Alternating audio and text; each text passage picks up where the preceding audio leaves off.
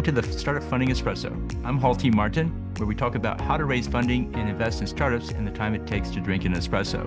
If you have a question about startup funding or investing, please go to the website, startupfundingespresso.com, and type in your question into the chat bot in the lower right corner to receive an answer.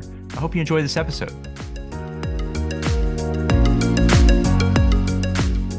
Hello, this is Hall T. Martin with the Startup Funding Espresso, your daily shot at startup funding and investing. The pitch deck tells the startup story and provides key information about the investment opportunity to the investor. There are 5 key slides that an investor needs to see to understand the business. Problem. The investor needs to understand what problem the startup solves to determine the market size. Solution. The investor needs to see what the startup proposes to solve the problem to understand what product the startup must build and sell. Team. The investor needs to know who is on the core team leading the effort to build and sell the proposed product to see if they have the requisite skills. Interaction. The investor needs to know where the startup currently stands on the path to engaging the market. Fundraise. The investor needs to know how much funding the startup needs to accomplish the go-to-market plan.